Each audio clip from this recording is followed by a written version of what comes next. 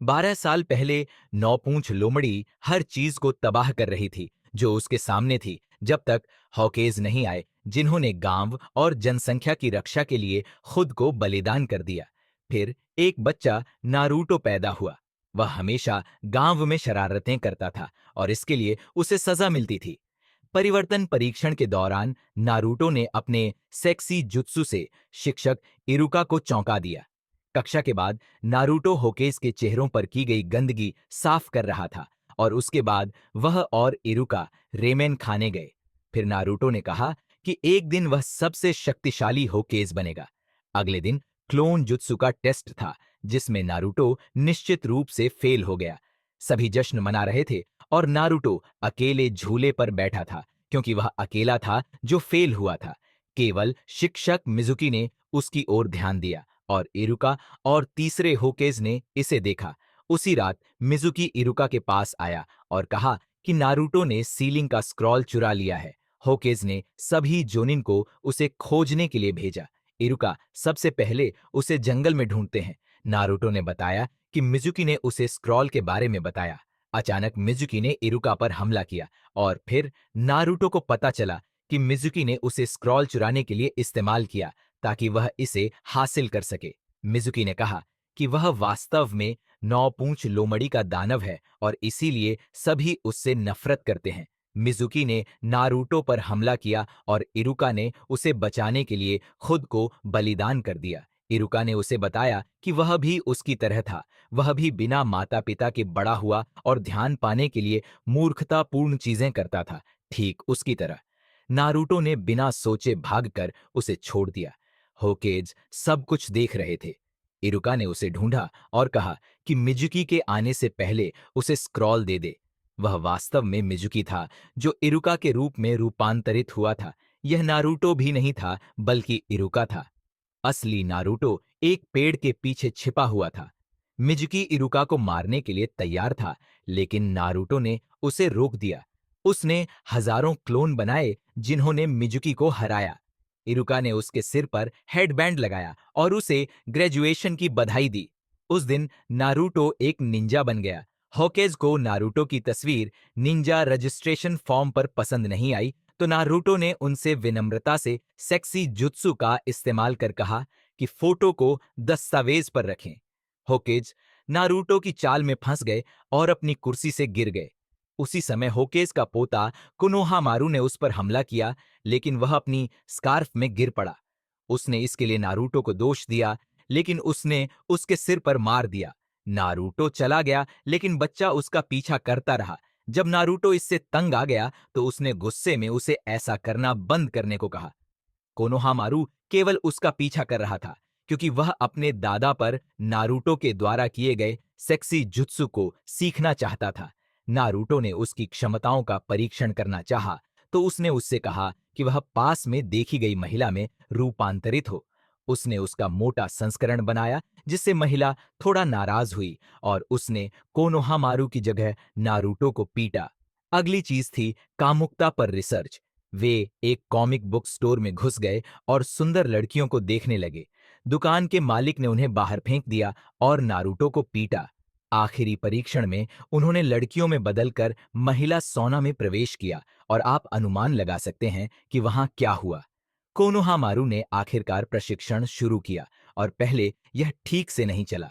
उस समय एबिसु उन्हें पूरे गांव में ढूंढ रहा था। कोनोहामारू होकेज का पोता होने से थक गया था, इसीलिए वह खुद को साबित करना और हॉकेज बनना चाहता था। चौथे हॉकेज की अंतिम इच्छा थी कि नारुतो को हीरो समझा जाए, इसीलिए तीसरे हॉकेज ने सभी को दानव के बारे में बात करने से मना किया ताकि नई पीढ़ी उसे इस बात के लिए नफरत न करे। एबिसु ने अंततः कोनोहामारू को उसे घर ले जाने के लिए ढूंढा। कोनोहामारू ने खुद को बचाने के लिए सेक्सी जुत्सु का इस्तेमाल किया, लेकिन यह उस पर काम नहीं किया। तब नारुतो ने हस्तक्षेप किया और 1 दर्जन क्लोन बनाए। एबिसु लड़ने के लिए तैयार था, लेकिन हैरम जुत्सु के लिए नहीं। नारुतो ने अपने सभी क्लोन को सुंदर लड़कियों में बदल दिया, जिन्होंने एबिसु को गले लगाया और एबिसु उदासीन नहीं रहा। मेरा मतलब है, कौन होगा? यहां तक कि तीसरे हॉकेज ने कहा कि वह इस तरह के हमले से नहीं बच पाएंगे। उस दिन से कोनोहामारू और नारुतो प्रतिद्वंद्वी बन गए कि कौन एक दिन होकेज बनेगा। अगले दिन नारुतो के लिए खास था। उसने नाश्ता किया और मुलाकात के लिए तैयार हुआ। सकुरा भी अपनी पहली दिन एक निंजा के रूप में तैयार हो रही थी। स्कूल जाते समय वह अपनी सबसे बड़ी प्रतिद्वंद्वी इनो से मिली। शिकामारू ने आश्चर्य से पूछा कि नारुतो वहां क्या कर रहा है, जब आज की मुलाकात केवल स्नातकों के लिए थी, जबकि हिनाटा उसे देखकर खुश थी। जब सकुरा आई तो नारुतो उसे प्यार से देख रहा था।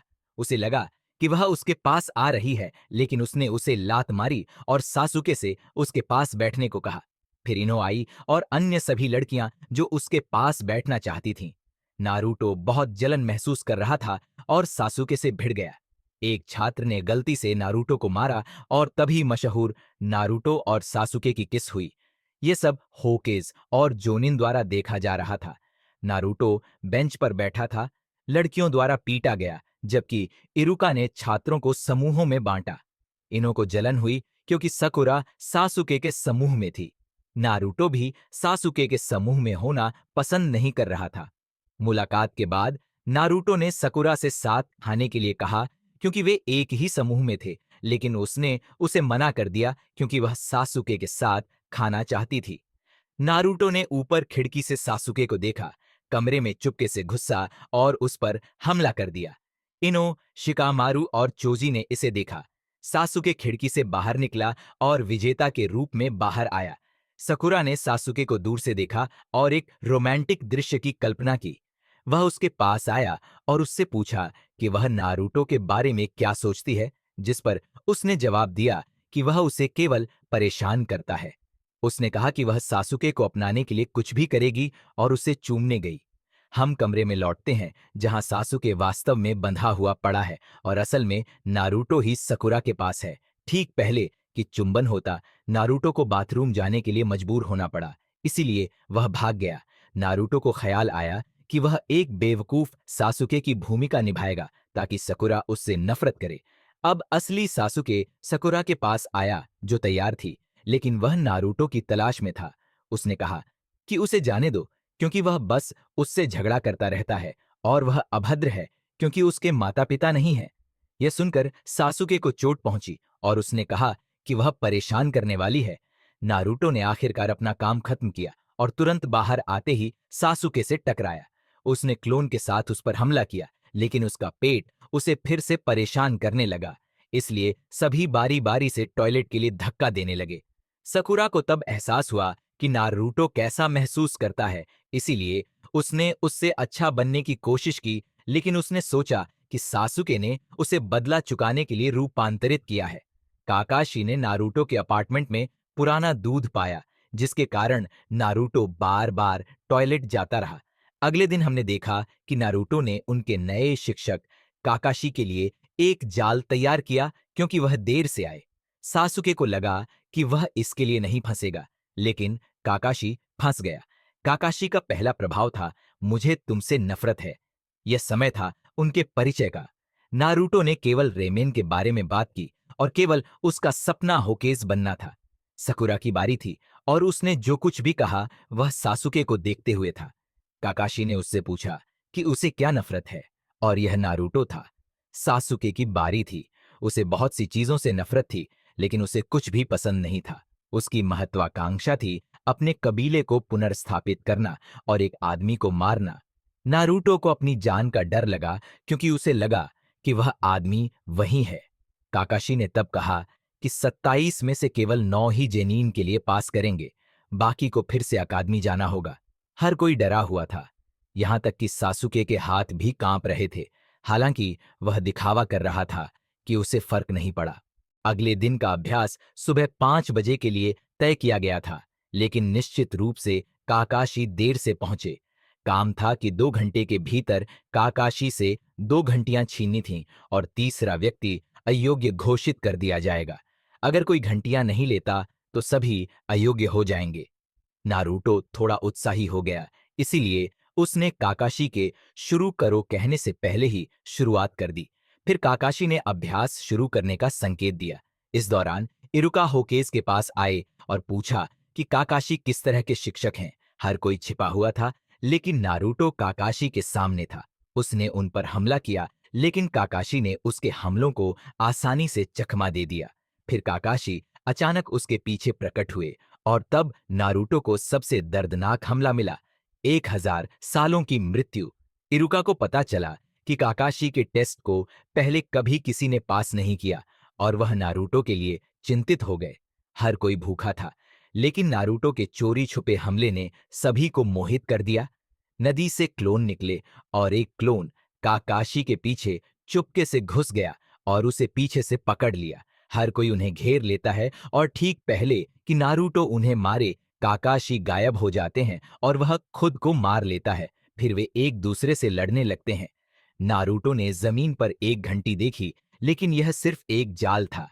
जबकि काकाशी नारुतो को टॉक नो जुत्सु का प्रदर्शन कर रहे थे, सासुके ने एक्शन में कदम रखा और काकाशी को कुछ शूरिकेन से मारा। और यहीं पर यह वीडियो समाप्त होता है। अगली रिकैप एपिसोड्स को मिस नन करने के लिए सब्सक्राइब करना न भूलें।